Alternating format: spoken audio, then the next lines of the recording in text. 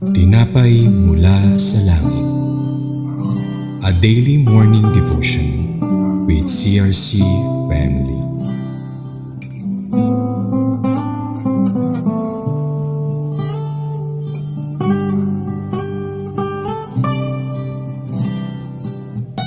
Magandang umaga po sa inyong lahat mga kapatid. Nandito po tayo ngayong muli sa ating pang-araw-araw na debosyon sa Tinapay mula sa langit para pagnilay-nilayan ang mga salita ng Diyos. Sa umagang ito, atin pong pag-aaralan ang paksa mula sa Deuteronomy chapter 5 verse 11 na may pamagat na The Third Commandment forbidding the taking of God's name in vain. Bago po tayo magsimula sa ating pagninilay-nilay ng salita ng Diyos, tayo muna po ay manalangin. Diyos amang dakila, salamat po sa bagong umagang ito na muli kaming makapakinig ng iyong mga salita. Kami po ay nandito sa iyong harapan, humihingi ng gabay upang kami bigyan ng sapat na talino, karunungan at buksan nawa ang aming mga puso at isipan upang lubhang maunawaan ang inyong mensahe sa oras na ito. Tulungan mo kami na may pamuhay at may bahagi rin sa iba ang bawat aral na aming matututunan. Ito po ang aming dalangin sa pangalan ni Jesus. Amen. Basahin po natin ang Bible text sa Deuteronomy chapter 5 verse 11, King James Version. Ito po ang nilalaman. Thou shalt not take the name of the Lord thy God in vain, for the Lord will not hold in guiltless that taketh his name in vain. Sa Tagalog naman po, huwag mong babanggitin ang pangalan ng Panginoon mong Diyos sa walang kabuluhan, sapagkat hindi aariin ng Panginoon ng walang sala ang bumanggit sa kanyang pangalan sa walang kabuluhan. Ayon sa ating nabasang talata, huwag mong babanggitin ang pangalan ng Panginoon mong Diyos sa walang kabuluhan. Ipinagbabawal ng Diyos ang utos na ito na may hindi na bababa sa tatlong paraan na karaniwang nagagawa, sinasadya man o hindi. Blasphemy, paglapastangan, paggamit ng pangalan ng Diyos sa kalapastanganan at sumpa. Halimbawa, ito ay nakapagsalita ng paggamit ng isang tao sa kapwa niya at paninira sa kabanalan ng kanyang pangalan. Frivolity, kamangmangan, paggamit ng pangalan ng Diyos sa mababaw at hangal na paraan. Halimbawa nito ay ang paggamit sa mga katagang hindi sinasadyang masambit, gaya ng "O Diyos ko", kung saan hindi naman patungkol sa Diyos ang gustong sabihin kundi sa isang walang kabuluhang reaksyon sa kasalukuyang sitwasyon.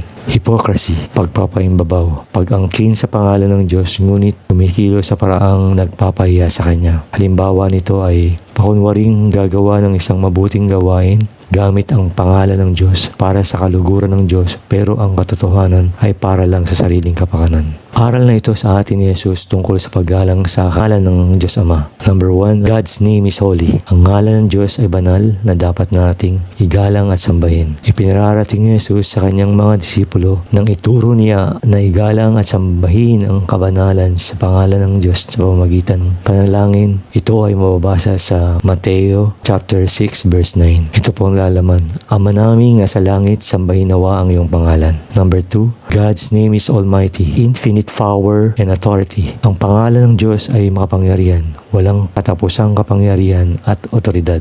Ito po ay mababasa sa Matthew chapter 6 verse 10. Dumating nawa ang iyong kaharian, masunod nawa ang iyong kalooban dito sa lupa tulad ng sa langit. Siya ay may lalang ng langit at lupa. Siya ang makapangyarihan sa lahat. Sa panahon ngayon, nagiging normal at katanggap-tanggap sa lipunan ang mga ekspresyon na walang paggalang sa pangalan ng Diyos. Ginagamit sa mga pagbibiro o joke. Binabanggit kapag galit, kapag nangangako at sumusumpa. At ito ay madalas nating napapanood sa mga pelikula sa sinihan at telebisyon. Lalo na sa social media na kahit sa mga bata ay napapanood at naririnig ang mga ito dahil sa ang akala nila ay tama. Ang ilang halimbawa rito ay ang Diyos ko, Diyos ko day, oh my God, I swear to God, pagdugtong pa ng salitang damn at iba pang masasamang salita na ikinakabit sa ngalan ng Diyos. At isa pang mahalagang paalala, gumamit ng malaking titik sa salitang Diyos kung ang tinutukoy natin ay ang Diyos at patitik G sa salitang God dahil ang Diyos ay nag-iisa at walang katulad. Amen. Sa ating pong konklusyon, may iba't ibang pangalan ng Diyos. Marami sa mga ito ay nagsasaad ng iba't ibang katangian ng isang kataas-taasang nilalang. Siya ay banal at makapangyarihan na dapat ay igalang at papurihan. Bilang Kristiyano, maging magandang halimbawa tayo sa lahat. Maging maingat tayo sa paggamit ng pangalan ng Diyos. Sa ngalan niya ay nararapat lamang na igalang at sambahin at parangalan. Dahil ang totoong alagad ng Diyos ay makikita sa mga gawa at marinig sa kanyang mga salita. Amen. purihin ng Diyos. Sa atin naman pong aplikasyon, narito ang ilang paraan kung saan maaari nating gamitin sa paggalang sa Diyos. 1. Igalang ang Diyos sa pamamagitan ng iyong oras. Paano mo ginagamit ang malagang oras na binibigay sa iyo para luwalhati ang Diyos. 2. Igalang ang Diyos sa pamamagitan ng kanyang mga talento. Ito ang inyong mga kaloob at kakayahan na ibinibigay ng Diyos. 3. Igalang ang Diyos sa pamamagitan ng inyong templo. Ibig sabihin nito ay ang inyong katawan.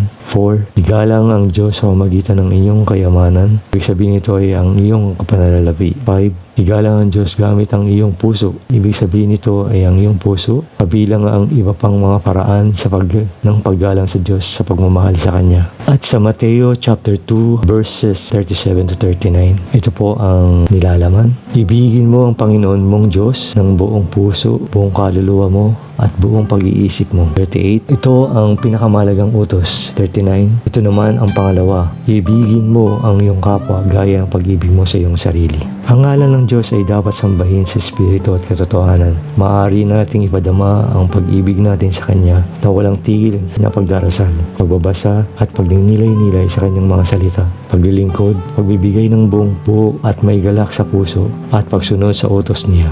Bilang ating pangwakas, basahin po natin ang John chapter 4 verse 23. Sumagot si Jesus, "Ang umibig sa akin ay tumutupad sa aking salita. Ibigin siya ng aking Ama at kami ipupunta at mananahan sa Kanya." At sa ating pong pangwakas sa panalangin, Diyos Ama, kami po ay lubos na nagpapasalamat sa iyong mensahe para sa amin sa oras ng to. Salamat po sa mga aral na aming natunghayan mula sa iyo, mga salita. Sana po ang bawat salita na aming nabasa at narinig ay may pamuhay at may bahagi sa iba upang ikaw ay malugod at mapapurihan sa buhay ng bawat isa.